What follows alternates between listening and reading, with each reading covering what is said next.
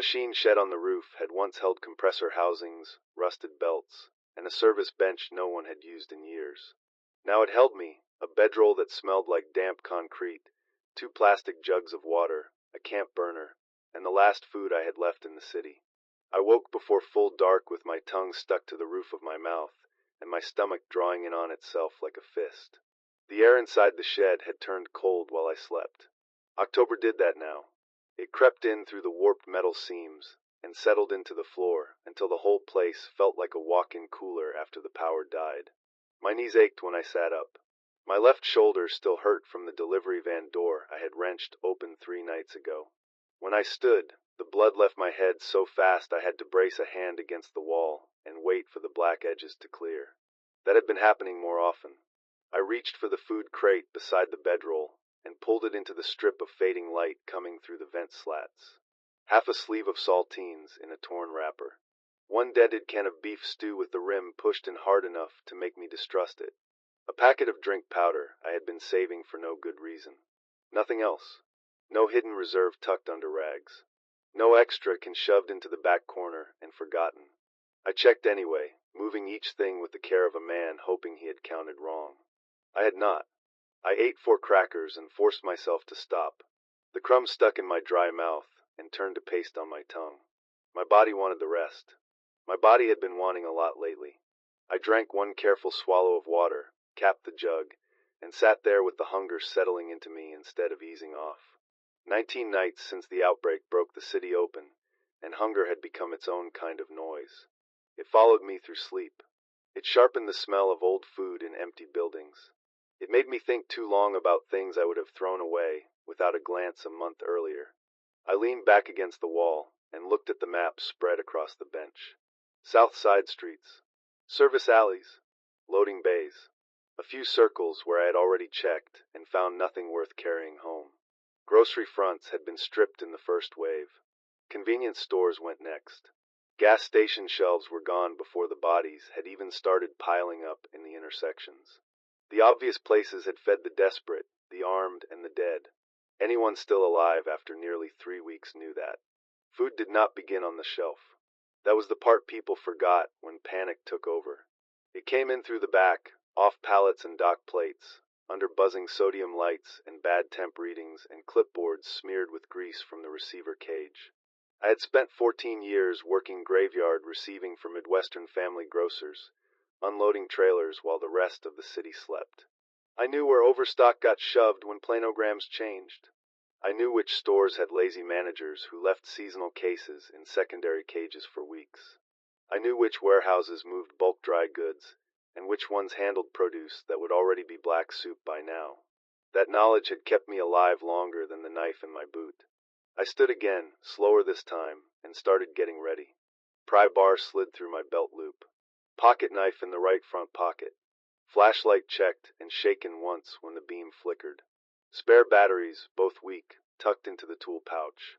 I folded the map, took the keys to the service van, and looked at the dented stew can one last time before leaving it in the crate. If I came back with nothing, I would still have that. If I waited until morning to go, I might not have enough strength left to make the run at all. The city beyond the roofline was sinking into evening, block after block of dead windows and dark brick washed in the last of the light. Somewhere far off, metal rang against metal, then stopped. I listened for a while and heard nothing else. I opened the shed door, stepped out onto the roof, and locked it behind me. Hunger rode down the ladder with me, sharp and steady, all the way to the van. The van started on the second turn, coughing through the cold before the engine settled into a rough idle.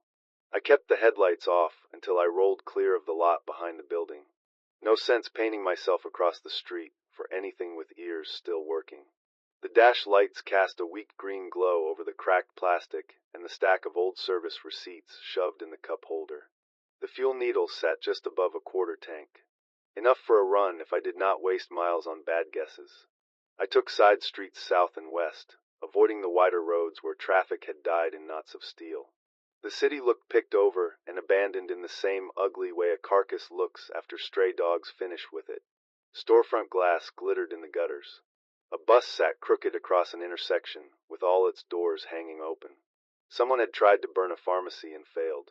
The front awning had collapsed over the sidewalk, black and dripping, while the inside remained visible through the broken windows, shelves stripped to bare metal. I passed 3 infected on the way to the market.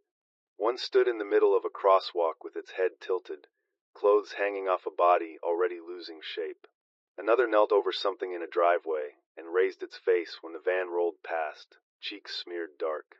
The third beat one ruined hand against the locked door of a laundromat in a slow, stubborn rhythm that carried half a block in the evening air.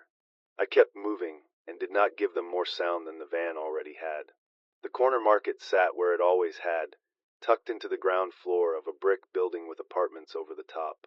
I used to deliver late dairy and dry goods there every Thursday night when the regular receiver called in sick. Mr. Costa, the owner, always wore the same green sweater vest no matter the weather, and complained about dented cans while pocketing expired cigarettes from the returns bin. He kept the back room cleaner than most chain stores. I remembered that well enough to know it was worth checking, even after the front got stripped. The parking lot was empty except for a shopping cart on its side, and a sedan with both rear doors open. I coasted into the alley behind the market and killed the engine. The sudden quiet put a pulse in my throat. I waited, listening through the windshield. No footsteps. No scraping. Just wind moving loose paper along the wall. The back receiving door had been forced once already. The lock plate hung bent and half torn from the frame. I eased it open with the pry bar and slipped inside, pulling the door shut behind me until only a finger of light remained at the edge. The stockroom smelled wrong before my eyes adjusted. Sweet rot, wet cardboard, spoiled dairy, and something coppery underneath it all. I swept the flashlight low across the floor first. Broken jars. Flattened cereal boxes. A trail of dark smears leading toward the cooler. The sales floor door stood open ahead, and beyond it I could see silhouettes of bare shelving where the front end had been cleaned out. I did not bother with the aisles. I moved straight for the receiving desk. Clipboards still sat stacked beside the register log. A wall calendar from October had 2 dates circled in red marker. The invoices were scattered but readable. I thumbed through them 1 page at a time, forcing my mind to stay on the shapes and numbers instead of the smell coming stronger from the cooler. Canned goods shorted. Dry mix rerouted. Emergency overstock transfer approved. Store code crossed out and replaced with a warehouse stamp I recognized from the riverfront district. That was enough to quicken my breathing. Then something hit the cooler door from the inside. The sound was heavy and wet and close enough to make my shoulders lock. It came again, harder this time, followed by a dragging scrape against metal. I lowered the invoice sheet and turned the flashlight toward the cooler. The cooler door jumped once more, hard enough to rattle the loose hinge.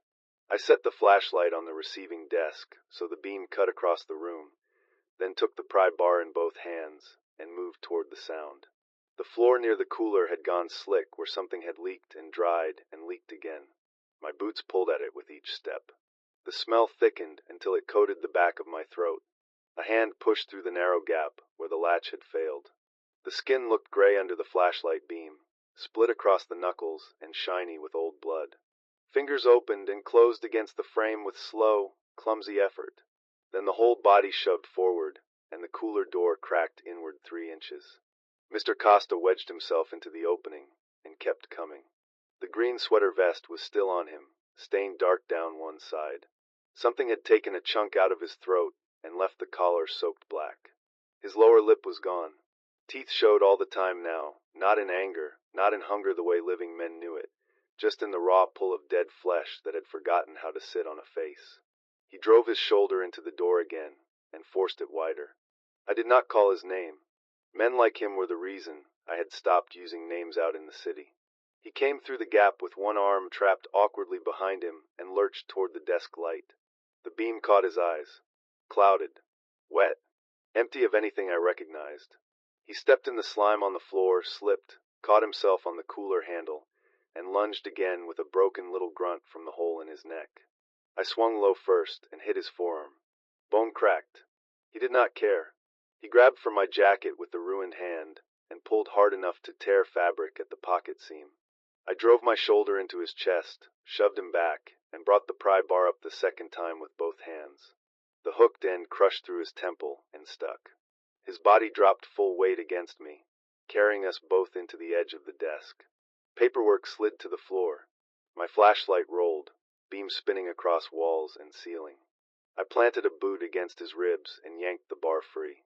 He hit the tile flat on his back and stayed there, one shoe tapping twice against the cooler threshold before it stopped. I stood over him, breathing through my mouth, and waited to see if the noise had drawn anything from the sales floor. Nothing moved out front. Wind sighed through the broken front glass. Somewhere overhead a pipe knocked once in the wall and went quiet. The cooler still hung open behind him. I checked it anyway, though I knew better. The cold had died days ago. Maybe weeks. Packs of ground beef had swelled and burst on the shelving. Milk had gone chunky in split cartons. Lunch meat floated in pink fluid at the bottom of crates. The back drain writhed with maggots fat as rice grains. A second body lay face down behind the dairy rack, too far gone to tell whether it had been a customer or one of the stock boys. There was nothing in there I could eat, and nothing I wanted to carry out in my clothes. I went back to the paperwork. The overstock transfer pages mattered more now. They had been signed in a rush the first night things started breaking down. Cases of snack mix, canned soup, peanut butter, crackers, shelf-stable milk, powdered drink packets. Pulled from neighborhood stores and sent to a support stop before dawn delivery. From there they were supposed to move with a larger dry goods load headed east. The support stop was not the riverfront warehouse. It was a vending and snack depot off Grawa, a place that serviced schools, office towers, break rooms, and half the dead soda machines in the south side. I knew it. Small building. 2 loading lanes. Tight yard. Easy calories if anything had been missed. I folded the transfer sheet and slipped it into my jacket. On the way out, I took 3 intact lighters from the desk drawer and a roll of black trash bags from under the counter. No food. No wasted trip either. The paper trail was still alive. Outside, the alley had gone darker while I was inside. I climbed back into the van with the rot smell clinging to my clothes and pointed the nose east toward the vending depot, hoping the city had overlooked one more place. The vending depot sat in a warehouse strip behind a shuttered office supply store and a tire shop with its service bay caved in. I had serviced the soda machines there twice, years ago, when a regional manager thought outsourcing repairs would cost less than replacing old units. The place had always smelled like syrup, cardboard, and dust baked under fluorescent lights.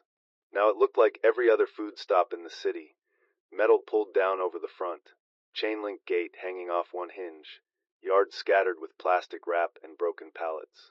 I cut the van lights 2 blocks out and rolled the rest of the way on momentum. The tires hissed over glass, then over gravel, then over something softer that I did not examine. I stopped in the alley behind the depot and sat with my hands on the wheel until the engine ticked quiet. The transfer sheet from the market lay folded on the passenger seat. Same route code. Same stop. If anything from those emergency overstock runs had survived the first rush, it would have passed through this building. The back door stood shut, which counted as good news now. The places that got hit hardest usually announced it from a distance. Doors blown open. Loading lanes stripped. Empty cartons blowing through the lot. This one still had the shape of something left to hide. I got out with the pry bar in one hand, and the flashlight tucked low against my leg. The chain on the service gate had already been cut by someone else. I eased it aside and slipped into the yard. A delivery van with the company logo sat backed up to one dock. Both rear doors were open. The cargo space inside was empty except for a broken dolly and a dark stain baked into the ribbed floor. The receiving entrance opened with one careful pull. Inside, the beam from my flashlight found crushed vending machine fronts, scattered coils of snack spirals, busted glass, and candy wrappers ground into the concrete under boot prints and drag marks. The first wave had come through here hard. Chips were gone. Candy was gone. Every easy calorie that sat in plain sight had been ripped out weeks ago. A rack of bottled water lay toppled near dispatch, all the plastic punctured and dry. I moved deeper into the building, checking with the habits that work teaches into your bones. Tool lockers, battery charging station, fuel cabinet, maintenance cage. The front inventory had been a lost cause from the moment I stepped in, but a place like this held more than food. It held ways to get to food. The maintenance cage took bolt pressure across the latch before it popped.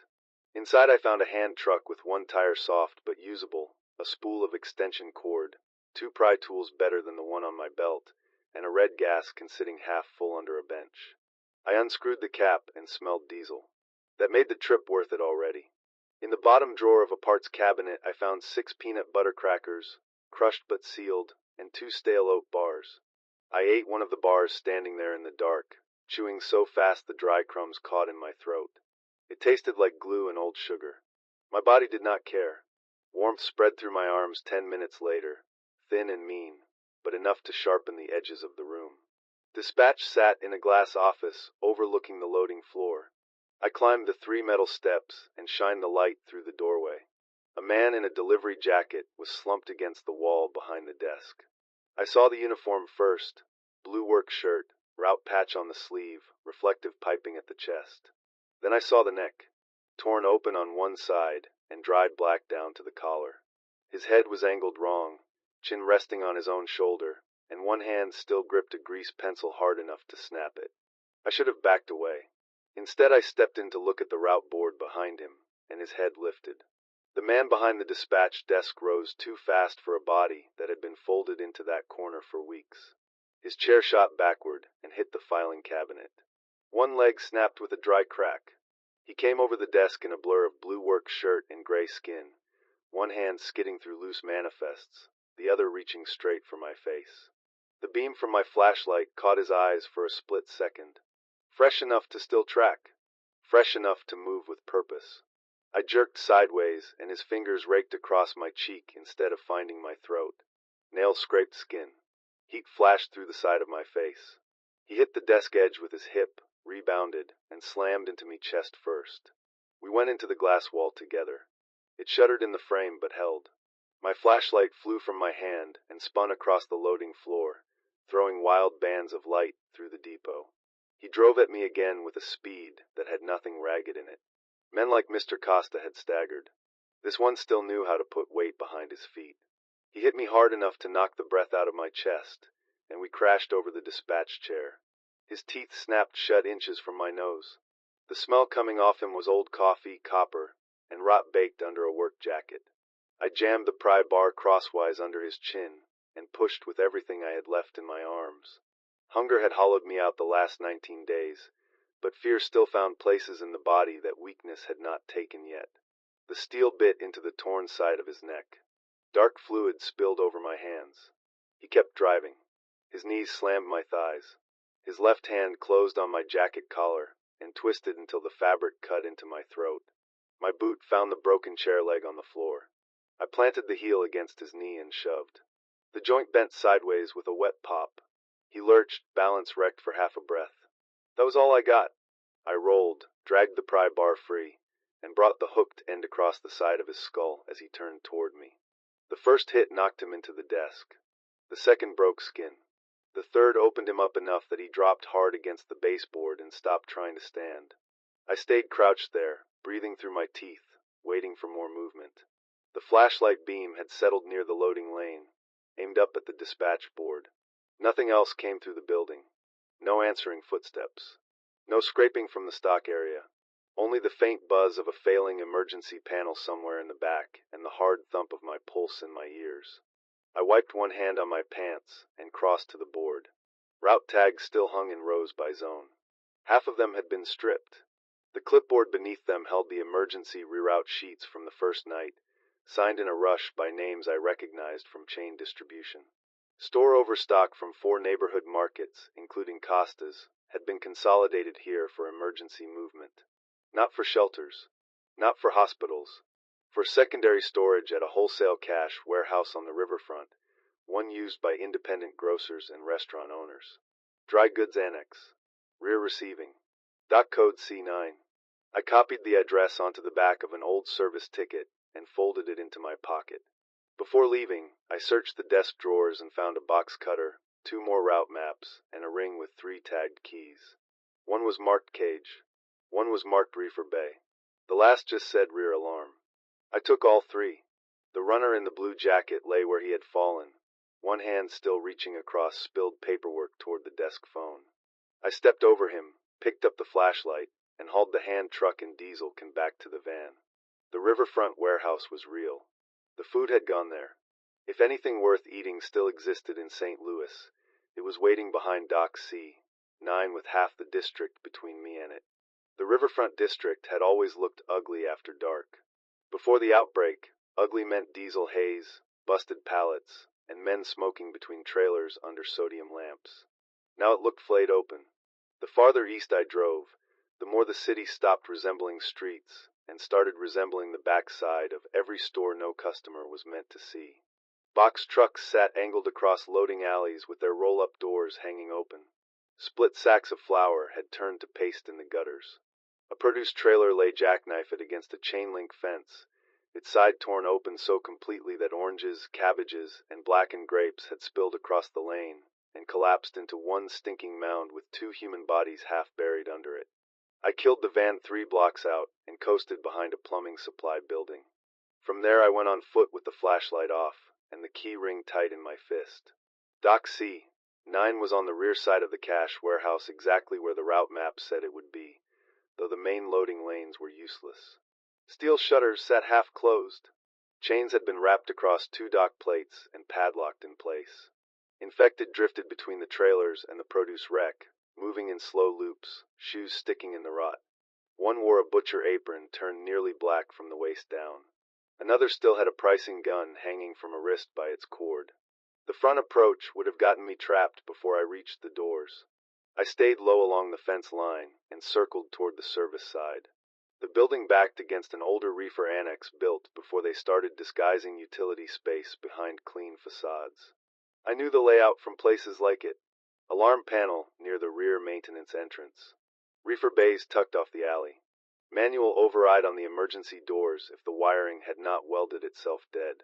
If I could get through the refrigeration side, I could avoid the louder dock lanes and come into dry stock from the back. The alley reeked of spoiled coolant, standing water, and old meat. I found the maintenance door under a bent security light and tried the first key. No luck. The second turned halfway and stuck. The third, tagged rear alarm, slid clean and opened the panel room. Most of the breakers were dead already. The alarm loop still showed a weak red light over Zone 3. I traced the line markings with the flashlight and found the reefer circuit tied to the rear bay contacts. Old install, simple enough. A pair of side cutters from the van took care of that. The red light went out. Nothing screamed. Nothing flashed. That counted as mercy. The reefer bay key worked on the second roll-up door. I raised it only high enough to get under and slipped inside on my knees. The air in the bay felt colder than outside, not from power but from trapped night and concrete that had never seen the sun. The beam from the flashlight crossed hanging strip curtains, drain channels, busted pallet wood, and the floor beyond them. The warehouse interior looked like a place that had tried to stay alive after everyone inside had already lost that argument. Thawed chicken had leaked out of torn boxes and dried in gray streaks across the concrete. Glass glittered in syrup puddles where jars had burst and hardened. A forklift sat abandoned at an angle near dry goods, forks buried in a pallet of canned peaches that had collapsed and rolled. Bodies in safety vests and warehouse badges lay where they had fallen, some under racks, some across the aisle, one pinned by a stack of dog food that had burst across his back. I listened before taking another step. A low dragging sound came from somewhere deep in the aisles. Not close. Not far enough to trust. I moved anyway, keeping the beam low, reading signs over each section the way I used to read them on delivery nights. Baking aisle. Paper goods. Bulk rice. Institutional condiments. Then farther back, almost hidden behind a secondary cage wall and a line of toppled displays, I saw the stock annex. The cage door had jammed halfway shut under a shifted pallet. Behind it sat row after row of sealed cases. Canned stew. Peanut butter, crackers, tuna, powdered drink mix, protein shakes, real food, still boxed, still dry. The sight of sealed cases hit me harder than fear had all night. I stood in the narrow lane outside the annex with the flashlight held still on the stacked cardboard and let my breathing settle before I moved. Hunger did strange things to judgment. It made a room like that look safer than it was. It made food look closer than it really stood.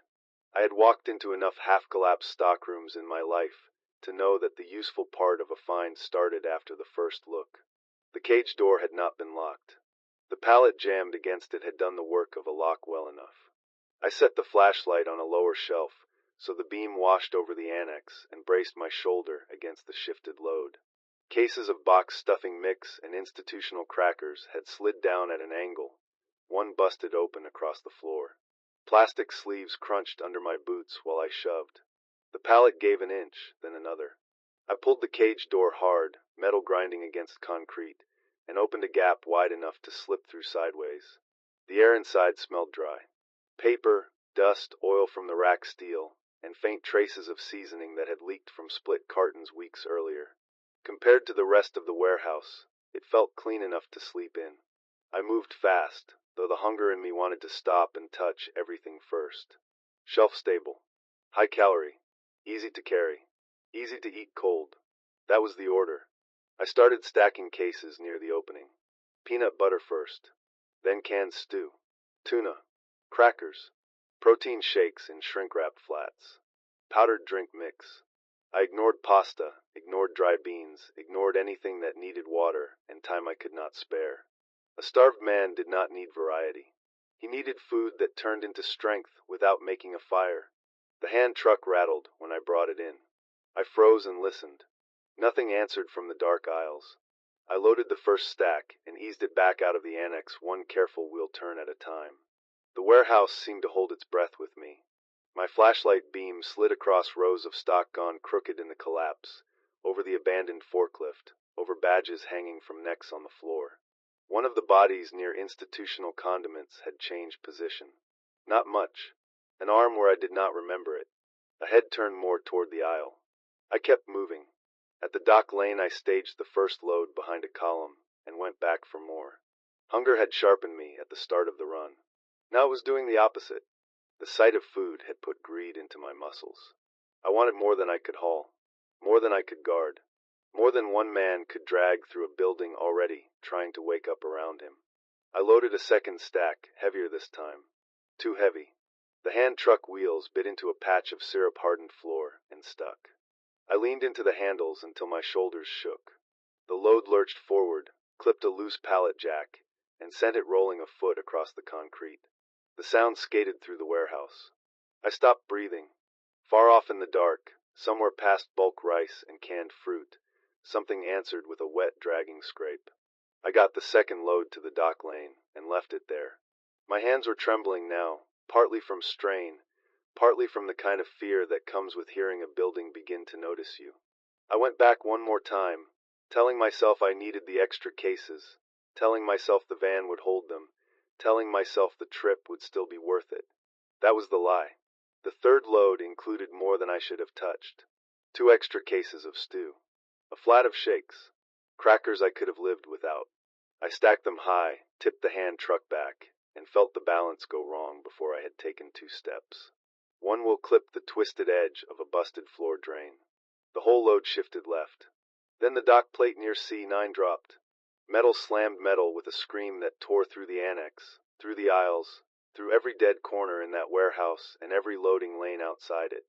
The echo had not finished rolling when heads started lifting in the dark. The sound pulled the whole warehouse tight around me. The first movement came from the row near institutional condiments, where the body I had noticed a minute earlier rolled onto one elbow and dragged itself into the aisle. A woman in a stained receiving vest rose near the forklift with half her cheek hanging open.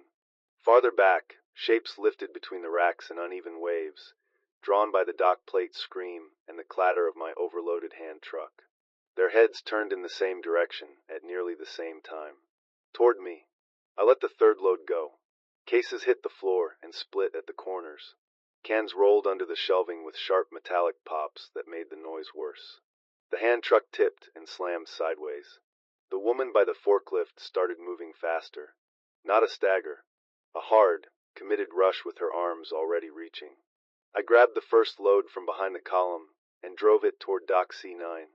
The wheels bounced over seams in the concrete. Every jolt sounded too loud. The loading lane ahead looked longer than it had 5 minutes earlier. Strip curtains snapped in the draft behind me. Then came the scrape of shoes, the slap of palms on steel uprights, the low raw chorus building across the floor. The first infected reached me at the Dock Lane corner. A warehouse picker in a torn back brace lunged from the side and caught the top case with both hands. The whole stack twisted. I shoved the hand truck forward, jammed the pry bar up under his jaw, and drove him backward into the cage post hard enough to fold his neck at a bad angle. He slid down, smearing black fluid across the cardboard, while two more shapes pushed in from the aisle behind him. I abandoned the load for half a second, hooked the pry bar through the hand truck frame, and dragged both together the last 20 feet to the dock door. The van sat outside where I had left it, nose angled toward the alley. A thin line of infected had already started drifting into the loading lanes from the produce wreck and the rear yard. They had heard the metal scream too. I shoved the dock door lever down and forced the panel high enough to ram the first load through. Cases toppled into the van, some splitting open, crackers and shake bottles bouncing across the floorboards. Good enough. I ran back for the second stage stack while the noise behind me multiplied. The man in the butcher apron met me halfway. His abdomen had opened somewhere below the ribs. Something dark and slick swung against his legs with each step, but he still came in straight and hard. I hit him in the face with the pry bar and felt teeth scatter against my wrist. He stumbled into the hand truck, got a fist in my sleeve, and nearly pulled me off balance with him. I tore free, shoved the second load into motion, and took the corner so tight the wheels lifted off the ground before slamming back down. Behind me, more feet hammered into the lane. I got the second load to the van, and made the only smart decision I had made since opening the annex. I stopped thinking about what remained inside. The extra cases were dead weight now. So was the fantasy of clearing the stock cage clean. I threw the highest value food into the van with both hands, and left anything that cost too many seconds. Peanut butter, stew, tuna, crackers, protein shakes. The rhythm of it took over. Lift, throw, turn, listen, lift again. Then something smashed against the driver's side panel hard enough to rock the van. A dock worker in a torn reflective vest had come out of the lane at a run and hit the side window with both forearms. One arm punched through the cracked glass to the elbow. Skin peeled back on the metal edge. Bone flashed white. He kept forcing himself inward, broken arm and all, teeth snapping through the gap toward the seat. I stepped in, swung the pry bar twice, and crushed his face against the door frame until the body dropped clear. The alley beyond the dock mouth was filling now. Too many to fight. More than enough to trap me if I stayed. I climbed into the van, slammed the door, jammed the key home, and reached for the wheel while bloody hands started striking the glass from both sides. The engine caught with a hard shudder, and I threw the van into reverse before the idle even settled. The rear tires spun and spilled fruit and black mud, then found enough grip to wrench the van sideways out of the dock mouth. Bodies hit both panels almost at once. One slid across the hood and vanished under the front bumper with a jolt that kicked through the steering column and up my arms. The loading alley gave me barely enough room to straighten out. Dumpster on the left. Park box truck on the right. A stack of blue pallets dead ahead. I clipped the pallets, sent them cartwheeling into the lane, and kept the nose moving toward the service cut between the warehouse and the plumbing yard. The windshield filled and cleared in ugly flashes. Torn aprons, safety vests, gray hands slapping the glass, faces opening and closing at the metal as though they could chew through it. The van had never been a good vehicle. Before the outbreak, it had been something I used for service calls and emergency deliveries. A white work brick with weak brakes, a loose belt, and a passenger door that needed a shoulder to shut right. Tonight it felt like a lifeboat held together with bolts and bad habits. The rear suspension sagged under the food. Cases shifted and thudded behind me each time I cut the wheel. Every sound from the cargo bay made me think something had climbed in and stayed hidden among the boxes. I punched through the service cut, scraped the passenger side mirror off the brick corner, and hit the back street with enough speed to fishtail. The rear end came loose. I corrected late. The van hopped the curb, bounced across a strip of dead grass, and slammed back onto pavement 2 houses down. My teeth hit together so hard I tasted blood. I kept driving. The city on the return looked worse than it had on the way out, though maybe that came from exhaustion more than truth. Intersections seemed narrower. Shadows between the buildings looked occupied even when nothing moved.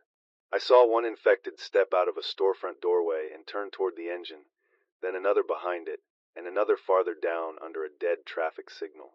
The sound of the van was pulling them from places I had rolled past quietly hours earlier. I did not have enough in me for another stop. At Arsenal, a city bus blocked the lane where it had not been blocking it before. I cut through the lot of a funeral home, tires crunching over flower pots and broken stone edging, then threaded the van between a wrought iron fence and a hearse with both rear doors open. Something banged once from inside the cargo bay when I hit the curb coming out.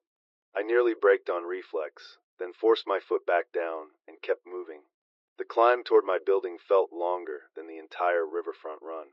My shoulders had gone tight and hot. The cheek the depot runner had raked now stung every time sweat hit it.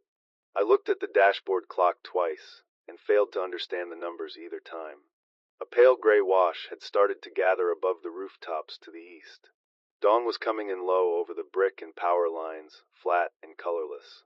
I turned into the lot behind the building and saw two infected near the service entrance, drawn there by old noise or simple wandering. One wore a postal shirt stiff with dried blood. The other had no shoes and half its scalp missing. Neither had noticed me yet. I stopped short of the door, killed the engine, and sat for one breath with both hands still on the wheel. The food was behind me. The ladder to the roof was 50 feet away. I had enough strength left for one more hard push. I took the pry bar, opened the door slowly, and stepped out into the thinning dark. The postal worker turned first. Its head lifted at the scrape of my boot on broken asphalt, and the ruined side of its face caught the first gray light of morning. When I was gone, the socket had sunk inward and dried dark around the edges. The other I fixed on me and held. The barefoot one followed a second later, shoulders rolling forward, mouth opening around teeth stained nearly black. I moved before either could close the distance. The pry bar went into the postal worker's temple on a short, ugly swing that jarred my shoulder all the way down to the wrist. It folded against the wall, slid, and caught at my jacket on the way down. The barefoot one came harder than I expected, fast enough to force me offline. I got the bar up again, but the hit landed high on the skull and glanced off. The infected slammed into my chest with enough force to drive me backward into the service door. Rotten breath washed across my face. Its hands clawed for my throat, nails splitting against the collar of my jacket. I shoved my forearm under its chin, trapped its head back, and drove my knee into its stomach out of old reflex, even though there was nothing left in that body to knock loose.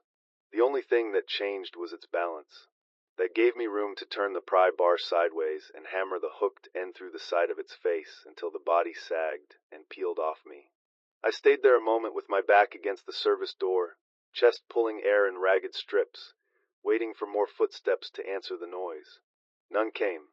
The building had always been 6 stories of cheap brick and failing maintenance. The freight elevator died years before the outbreak.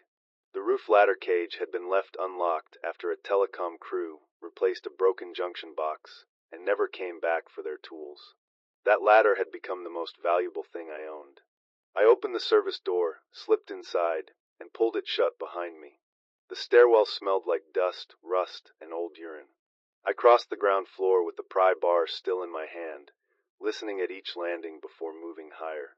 My legs shook on the 4th floor. On the 5th, I had to stop and brace my shoulder against the wall while black spots drifted through my vision.